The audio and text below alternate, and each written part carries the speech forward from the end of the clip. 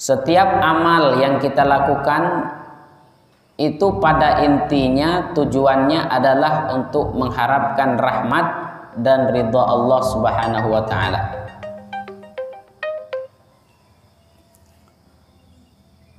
Kita melaksanakan amal ibadah, kita melaksanakan sedekah, kemudian sholat, membayar zakat, berpuasa, naik haji, umrah, itu pada intinya adalah untuk mendapatkan ridha Allah Subhanahu wa taala. Namun ada satu amal ibadah yang mana tolak ukur ridha Allah itu ada pada ibadah tersebut, yaitu apa yang disebut dengan birrul walidain, yaitu berbakti kepada kedua orang tua. Seandainya ada orang yang dia rajin sholat, dia rajin puasa, dia sudah naik haji, dia rajin bersedekah, namun dia durhaka kepada orang tuanya, maka dia akan mendapatkan murka Allah dengan sebab durhakanya dia kepada orang tuanya itu. Artinya kunci daripada ridha Allah itu ada pada berbakti kepada orang tua. Dan tidak ada orang yang sukses dengan durhaka kepada orang tua. Dan begitu juga tidak ada orang yang celaka dengan berbakti kepada orang tua. Nah, pada pertemuan kali ini kita akan menceritakan ada beberapa kisah tentang orang-orang soleh sebelum kita yang berhasil berbakti kepada orang tuanya. Kisasun tatbiqiyah, yaitu kisah yang diterapkan oleh para nabi dan orang soleh sebelum kita. Al-awwalu, yang pertama adalah kisah Sayyidina Ismail bin Sayyidina Ibrahim. Karena Sayyidina Ismail bin Sayyidina Ibrahim alaihi wassalam barran walidayhi. Nabi Ismail itu adalah seorang rasul, salah satu seorang rasul yang paling berbakti kepada orang tuanya. Falamma balagha umruhu 13 sanah, ketika umur Nabi Ismail ini berumur 13 tahun, qala lahu abuhu, bapaknya Nabi Ibrahim mengatakan kepada Ismail, ya bunayya inni ara fil manami anni azbahuka fanzur madza tara. Kata Nabi Ibrahim, wahai anakku, aku bermimpi bahwa aku disuruh untuk menyembelihmu. Fanzur madza tara, apa pendapat kamu tentang itu? Kata Nabi Ismail bilang, ya abati fa'al ma tu'mar, wahai abahku, wahai ayahku, laksanakan apa yang diperintahkan untukmu. Satajiduni insyaallahu minas sabirin, insyaallah dengan izin Allah aku akan menjadi orang yang sabar. Maka di sini adalah kisah yang sangat masyhur ya, tentang kisah Nabi Ismail yang akan disembelih oleh bapaknya Nabi Ibrahim, dan ini juga menjadi dalil daripada ibadah kurban, ibadah kurban. Maka ibadah kurban itu berawal daripada Sayyidina Ibrahim dengan anaknya Sayyidina Ismail. Famtathala Sayyidina Ibrahim amra rabbih, maka karena itu perintah Allah, maka Ibrahim melakukan itu. Wa arada ayyadbaha benahu, dan Ibrahim akan menyembelih anaknya Ismail umur 13 tahun. Nah, coba kita punya anak lagi asik-asiknya, lagi lincah bermain, umur 13 tahun. 13 tahun masuk SD. Ya udah, kelas 6 SD ya. Hah? Sodik 24. Asik. Umur 13 tahun ya, kira-kira ya tamat SD lah, tamat SD atau baru selesai kelas 6 SD. Nah, itu Nabi Ibrahim disuruh sama Allah Ta'ala untuk nyembelih anaknya Ismail alaihissalam. Wa fi hadhihi sa'ah ar-rahibah tadzakkara Sayyidina Ismail ummahu. Jadi ceritanya, hikayatnya adalah Nabi Ismail dibawa ke tempat yang sepi supaya tidak ada yang tahu. Maka di sanalah dieksekusi Nabi Ismail, ingin disembelih oleh Sayyidina Ibrahim. Itu pisau lah diasah, pedang itulah diasah dengan tajam. Ketika ingin disembelih, Nabi Ismail ini ingat dengan ibunya. Wah, ini kalau saya mati, kalau saya meninggal, ibu saya di rumah bagaimana? Maka apa pesan Nabi Ismail sebelum disembelih sama bapaknya? Faqala li abi, ya abati ahkim ribati hatta la at-tariba.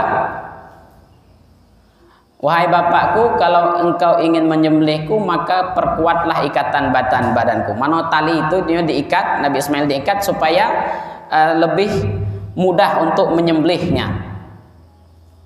Waqsif anni thiyabi. Kata Nabi Ismail, bukalah bajuku. Hatta la yusibaha syai'un minad dam, supaya bajuku ini tidak terkena sedikit pun dengan darah. Untuk apa buka baju?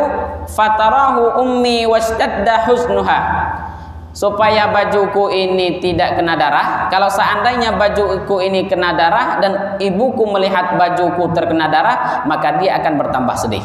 Maka kata Nabi Ismail, wahai abah, lepaskan bajuku supaya bajuku ini tidak terkena darah.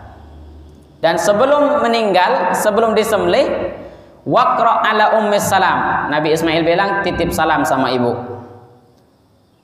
Wa in ra'aita turaddu qamisi 'alaiha faf'al fa inna dzalika fihi tasliyatun liqalbiha wa dzikri liwalidayha. Kata Nabi Ismail, wahai abah, nanti bajuku ini silahkan kasih dengan ibu di rumah, supaya ini menjadi kenangan anak terhadap ibunya, dan supaya kalau ibu tuh kangen dengan aku, dia bisa lihat baju ini. Masih sempat berpesan seperti itu sebelum disembelih. Maka ketika itu selesai berpesan, selesai menyampaikan pesannya, fasara'ahu ala jabinihi, maka Nabi Ibrahim memegang di antara dahinya, pegang dahinya. Wa wada'a as-sikkina ala halqihi, dan Nabi Ibrahim meletakkan pisau pas di lehernya. Jadi dia pegang dahinya, pisau taruh di leher. Walakin lam tu'athir fih, pisau yang sudah diasah begitu tajam itu digesot-gesot ke sini tidak sanggup, tidak ada bekas, tidak ada pengaruh. Artinya kayak orang kebal gitulah. Jadi pisau itu tidak mempan untuk menyembelih leher Nabi Ismail. Dilakukan diulang-ulang. Biqudratillah, dengan kuasa Allah Ta'ala, pisau itu, pedang itu tidak sanggup untuk menyembelih leher Nabi Ibrahim, Nabi Ismail alaihissalam. Wa fadahu Allahu bikabsin minal jannah, dan Allah menembus Nabi Ismail diganti dengan domba yang berasal daripada surga. Fadzabahu Sayyidina Ibrahim, maka menyembelihlah oleh Sayyidina Ibrahim akan domba tersebut. Jadi Nabi Ismail selamat, Nabi Ismail diganti dengan domba. Apa pelajaran yang dapat kita ambil dari sini? Fanzur ayyuhal mu'min, wahai orang yang beriman, perhatikan ini. Kaifa birru Sayyidina Ismail wa sabru, bagaimana berbaktinya Nabi Ismail kepada bapaknya dan ibunya, dan bagaimana sabarnya Nabi Ismail. Coba kalau anak sekarang apa katanya, anaknya baru tamat SD, nak kamu baru tamat SD, bapak disuruh nyembelih kamu, tidak usahlah nyembelih badannya, menghentikan pendidikannya aja, itu sudah ribet itu. Tapi bagaimana Nabi Ismail yang berumur 13 tahun itu mau disembelih oleh bapaknya karena itu perintah Allah Ta'ala. Wa kaifa imtisalu Sayyidina Ibrahim li amri rabbih, dan bagaimana Nabi Ibrahim ini sangat patuh kepada Tuhannya, bahkan menyembelih anaknya sendiri demi Allah, maka Nabi Ibrahim melakukan itu. Wa thabatu fi hadzal bala'ul mubin, dan bagaimana Nabi Ibrahim, Nabi Ismail beserta istrinya itu sabar dan teguh pendiriannya terhadap ujian yang diberikan oleh Allah Ta'ala. Nah, itu adalah kisah Yang pertama yakni kisah Sayyidina Ismail bin Ibrahim alaihi wassalam. Salatullah salamullah ala taha rasulillah. Salatullah salamullah ala yasin.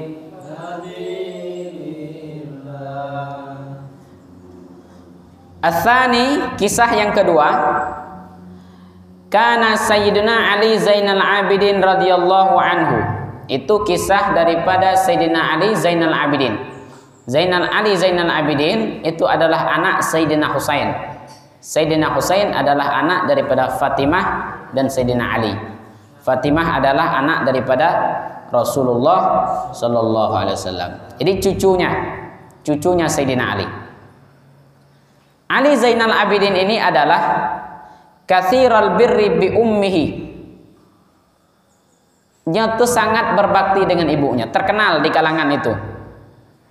Hatta qala lahu ba'du ashabi, sehingga sebagian sahabat Ali Zainal Abidin ini bertanya, anta abarrun nas bi ummik. Kamu ini imam, kamu ini adalah manusia yang paling berbakti kepada ibu. Walimadza ma naraka ta'kulu ma'aha? Tapi kami ini heran. Apa herannya?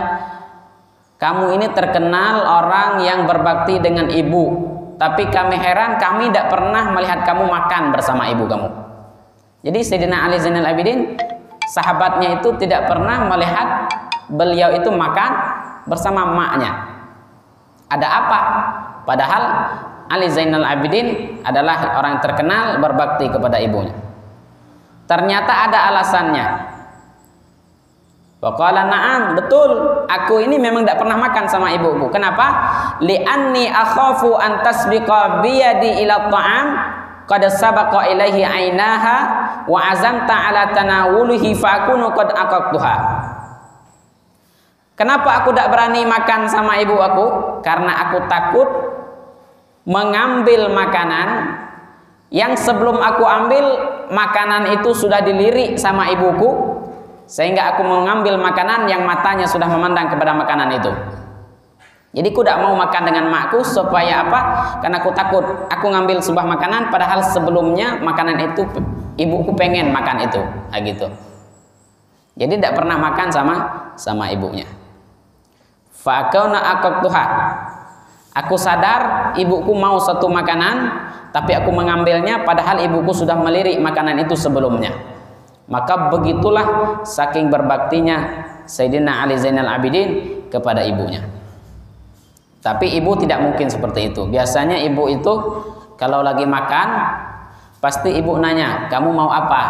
Kamu mau yang bagian mana? Kalau motong ayam ditanya sama anaknya, mau bagian paha, bagian dada, bagian sayap, itu semuanya dipilih sama anaknya.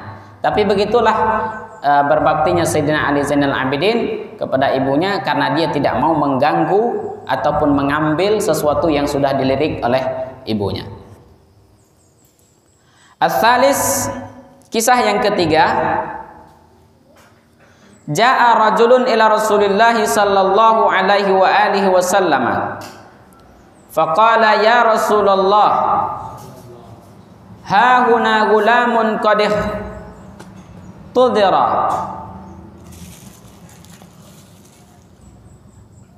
Qul yuqalu lahu qul la ilaha illallah. Jadi pada satu hari pada zaman Rasulullah itu ada orang lagi sekarat.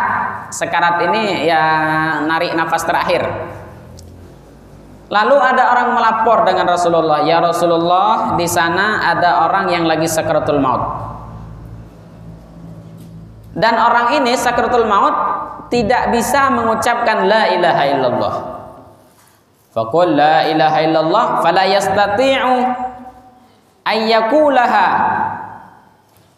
Dia tuh tidak mampu mengucapkan la ilaha illallah. Takutnya orang ini su'ul khotimah karena tidak bisa mengucap la ilaha illallah sebelum meninggal dunia. Qala alaysa kana yaqulaha fi hali hayati. Apakah orang ini tidak pernah menyebut la ilaha illallah ketika masih sehat? Qalu bala. Orang ini menjawab, ya Rasulullah, orang ini sering sekali berzikir. Jadi sebelumnya meninggal ini rajin dia berzikir, rajin dia ngucap la ilaha illallah. Tapi ketika sebelum meninggal tidak bisa nyebut la ilaha illallah. Ada apa? Kemudian fama mana'hu minha inda mautih. Lalu apa yang mencegah dia sehingga dia tidak bisa menyebut la ilaha illallah ketika sakaratul maut? Qala fa nahadha Rasulullah sallallahu alaihi wasallam wa alihi wasallam wa nahadhna ma'ahu hatta atainal gulam. Maka Rasulullah bangun kemudian datang kepada orang yang sakaratul maut tersebut. Faqala ya gulam, katanya Rasulullah yang ini yang apa nama mentalkinnya. Ya gulam, qul la ilaha illallah, wahai calon mayit katakan la ilaha illallah. Maka gulam ini, orang yang sekarat ini mengatakan la astati'u an aqulaha, ya Rasulullah aku tidak sanggup mengucapkan itu, tidak bisa aku ucapkan itu. Walima, kenapa kamu tidak bisa mengucapkan la ilaha illallah padahal sebelum mati kamu rajin berzikir mengucapkan la ilaha illallah? Qala bi'uquqi walidati, penyebabnya adalah karena aku durhaka dengan ibuku. Jadi ternyata orang ini, itulah tadi saya bilang, walaupun dia rajin ibadah, walaupun rajin sholat, rajin berzikir, tapi kalau durhaka dengan ibunya, maka dia akan terhalang daripada husnul khatimah. Qala ahayyatun hiya, kata Rasulullah, apakah ibumu masih hidup? Naam, ya, ibu saya masih hidup. Ahdiruha, hadirkan ibumu di sini. Fahadarat faqala araiti law anna naran ajjijat faqila laki illam tasfa'i lahu qudhafnahu fi hadhihi nar. Qalat idan kuntu asfa'u lahu. Maka diutuslah satu utusan ngadap dengan ibunya orang ini. Dipanggil, "Bu, anak ibu sedang sekarat, tidak bisa mengucapkan la ilaha illallah."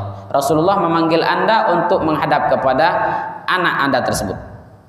Lalu setelah ibunya datang, maka Rasulullah bilang, "Wahai ibu, coba kamu bayangkan api neraka yang sedang berkobar ingin membakar anak ibu ini. Apakah ibu tidak kasihan dengan anak ibu ini ketika dibakar di api neraka?" Wah, begitu sayangnya ibu bilang, "Ya Rasulullah, aku tidak mau anakku terbakar oleh api neraka." Maka kata Rasulullah, "Berilah maaf kepada anakmu ini, ridailah anakmu ini." Maka ibu itu mengatakan, "Kuntu asfa'u lahu." Ya Rasulullah, kalau begitu aku meridai anakku dan aku akan memaafkan anakku. Maka Rasulullah mengatakan, "La ilaha illallah." Maka calon mayit mengatakan, "La ilaha illallah." Faqala, "Alhamdulillahilladzi anqadhahu bi minan nar." Segala puji bagi Allah yang telah menyelamatkan akan anak ini minan nar, daripada neraka Allah Ta'ala. Jadi pada intinya amal itu tadi sesuai dengan hadis Rasulullah, ridallahu fi ridal walidain wa sukhtullahu fi sukhtil walidain. Ridha Allah itu tergantung ridha ibu, orang tua, dan murka Allah itu juga disebabkan oleh murkanya orang tua. Maka daripada itu, ayyuhal mahbub, wahai orang yang saya cintai, hadhil qissah ta'lam anna uquqal walidain sababun lisu'il khatimah wal iyadu billah min zalik. Bahwasanya durhaka kepada orang tua itu adalah sebab yang akan menyebabkan orang itu su'ul khatimah. Su'ul khatimah itu adalah kafir sebelum meninggal. Nah, sudahlah tuh. Kalau ada orang kafir 5 tahun sebelum meninggal masih aman. Sebelum meninggal kafir. 5 tahun sebelum meninggal dia Islam. Berarti 5 tahun itu dosanya dulu dia dihapus dan dia beribadah selama 5 tahun. Tapi kalau orang kafir sebelum meninggal, maka dia su'ul khatimah, artinya dia murtad sebelum meninggal. Maka amal yang dia lakukan sebelumnya dihapus, kemudian dia masuk neraka dengan kafirnya mereka itu.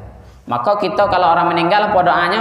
Mudah-mudahan beliau husnul khatimah. Kenapa husnul khatimah itu adalah visi misi terakhir kita untuk mendapatkan surga Allah Ta'ala. Wa fil hadis, di dalam hadis disebutkan salasatu la yanfa'u ma'ahunna amal. Ada 3 perkara yang mana kalau kita lakukan perkara ini amal tidak manfaat. Artinya walaupun kita beramal, amalnya ditolak. Apa itu? Pertama, asyirku billah, syirik kepada Allah Ta'ala. Syirik itu dia nyembah Allah, cuman dia punya sembahan lain daripada Allah. Maka ketika dia sholat, ketika dia beramal, amalnya ditolak selama dia masih syirik. Yang kedua adalah uququl walidain, orang yang maknya itu jengkel dengan dia, orang tuanya itu tidak ridho dengan anaknya. Maka selama orang tua itu tidak ridho dengan anaknya, walaupun anaknya itu sujud setiap malam, kemudian berpuasa setiap hari, la yanfa', amal ibadahnya tidak bermanfaat sedikit pun. Nah, maka kita yang ada hubungan kurang baik dengan orang tua, cepat-cepat minta maaf, karena selama orang tua itu tidak ridho, maka amal yang kita lakukan la yanfa', tidak bermanfaat sama sekali. Nak kita sedekah, nak kita puasa, nak kita salat, nak kita haji, nak kita umrah, la yanfa', tidak manfaat sedikit pun. Maka daripada itu kita harus berbakti, memperbaiki hubungan kita dengan orang tua. Wal firaru minaz zahfin. Yang ketiga, amal yang tidak manfaat itu adalah orang-orang yang pengecut. Dia lari dari medan perang, ganti maju, wak mundur. Kayaknya yang serang, pas orang majunya mundur. Pengecut, orang pengecut seperti itu la yanfa', amalnya tidak bermanfaat. Jam berapa nih?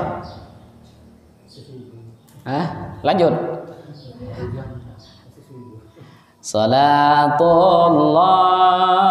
salamullah ala taha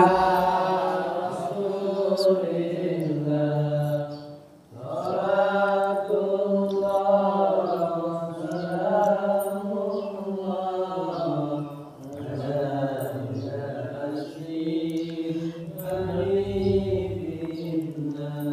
Salatullah salamullah ala taha Rasulillah. Salatullah salamullah ala Yasin Habibillah.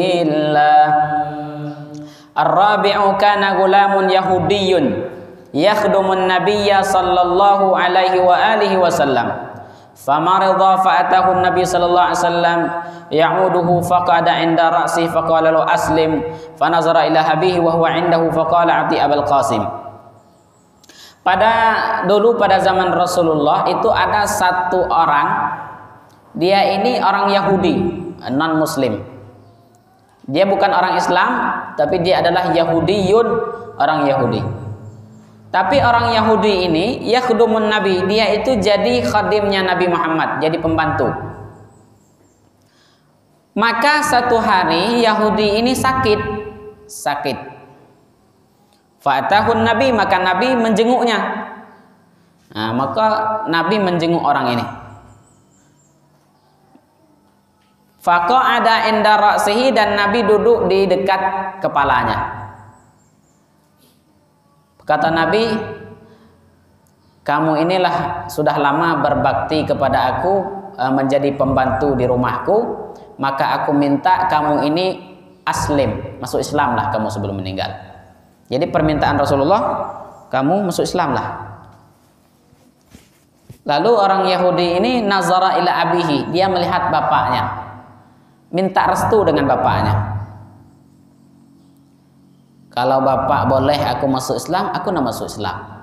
Tapi kalau bapak tidak nyuruhku masuk Islam, ya saya pertimbangkan dulu. Tapi karena bapak nyuruhku masuk Islam, walaupun sebelumnya aku berkeyakinanku Yahudi, aku akan masuk Islam. Fanazara ila abi wa huwa indahu ati Abul Qasim. Kata bapaknya, taatilah Nabi Muhammad sallallahu alaihi wasallam. Fa'aslama, maka orang ini masuk Islam sebelum meninggal, kemudian dia meninggal dunia. Beruntung orang ini, orang yang meninggal dunia tapi sebelum meninggal masuk Islam, karena dosanya yang sebelum itu dihapus oleh Allah Ta'ala. Dia bagaikan bayi yang baru lahir daripada perut ibunya. Fakharajan Nabi sallallahu alaihi wasallam wa huwa yuqal alhamdulillahilladzi anqadhahu minan nar. Kata Rasulullah, segala puji bagi Allah yang telah menyelamatkan dia daripada neraka. Apa faedah daripada kisah ini? Faedahnya adalah orang ini bisa husnul khotimah dengan sebab dia taat dengan bapaknya. Sedangkan orang Islam yang tadi bisa saja dia su'ul khotimah karena dia durhaka dengan maknya. Dari lahir Islam, tapi sebelum meninggal bisa jadi kafir karena durhaka kepada orang tua. Tapi orang Yahudi ini dari lahir dia Yahudi, tapi karena dia bakti kepada bapaknya, kepada orang tuanya, sebelum meninggal dia masuk Islam dan husnul khatimah. Maka memang ibadah birrul walidain, berbakti kepada orang tua itu adalah sababun li husnil khatimah, menjadi sebab orang itu husnul khatimah. Al-khamis, kisah yang kelima, kana Haywah bin Shuraih barran bi ummihi wa la yukhalifu kalamaha abada. Haywah bin Shuraih ini adalah ulama besar. Beliau ini sangat bakti dengan maknya, dengan ibunya, dan beliau tidak pernah sedikit pun membantah ucapan ibunya. Wa kana min kibaril ulama, beliau ini adalah ulama besar pada zamannya. Walahu talamizatun katsir, dia ini punya santri banyak, artinya kiai. Beliau ini adalah kiai ulama besar.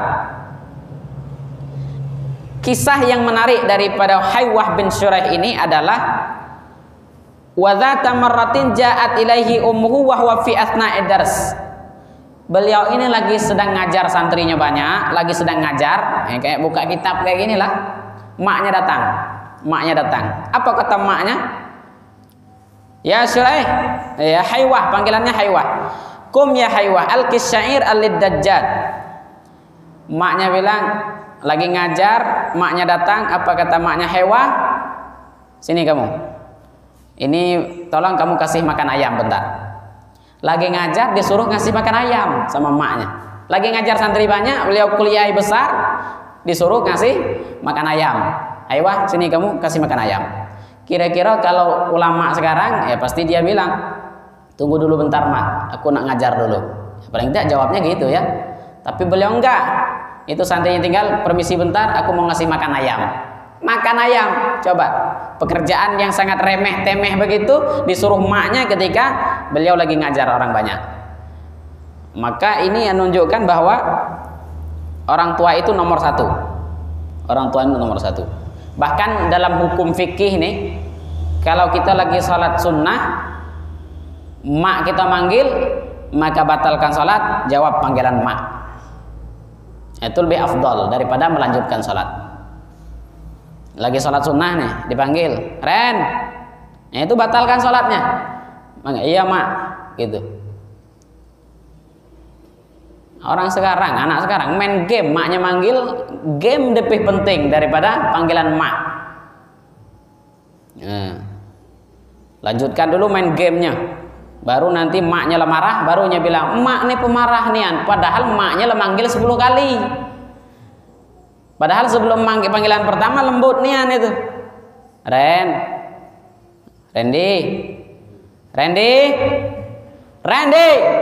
Wah, emak nih ngomongnya kencang nih, padahal berkali-kali manggilnya karena memang dia budek karena game, karena HP dan lain sebagainya. Nauzubillah min zalik. Panggilan pertama itu adalah panggilan mak, harus dijawab pertama kali. Maka itu adalah kisah daripada ulama besar, yaitu Haywah. Yang terakhir, as-sadis, kisah yang keenam, Dzar bin Umar al-Hamdani. Beliau ini, Dzar bin Umar al-Hamdani ini, beliau adalah orang yang paling dikenal bakti dengan bapaknya. Saking baktinya dengan bapak, annahu ma masyaqqatu ma'abihi naharan illa masya khalfahu wa la masya ma'ahu lailan illa masya amamahu. Beliau ini kalau jalan dengan bapaknya, Kalau jalannya di siang hari, beliau di belakang, bapaknya di depan. Kalau jalannya di malam hari, dia di depan, bapaknya di belakang. Kenapa macam itu? Kalau siang aman, nggak ada yang ganggu, jalan jelas dilihat. Makanya bapaknya di depan untuk memuliakan bapaknya. Kalau di malam hari, beliau di depan, supaya kalau ada bahaya, dia pertama kali yang akan mendampingi menghadapi bahaya tersebut. Nah, itulah orang-orang soleh sebelum kita, kaum solehin, yang mereka benar-benar memperhatikan bagaimana mereka itu berbakti kepada kedua orang tuanya. Karena memang dalam hidup ini, yang paling kita syukuri yang pertama adalah kita wajib bersyukur bahwa kita ini adalah hamba Allah Ta'ala dan umat Nabi Muhammad. Kemudian manusia yang paling wajib kita syukuri selain daripada Allah dan Rasul, itu adalah bersyukur kepada orang tua kita. Karena memang kalau tidak ada orang tua, maka tidak mungkinlah kita bisa melihat dunia yang indah ini.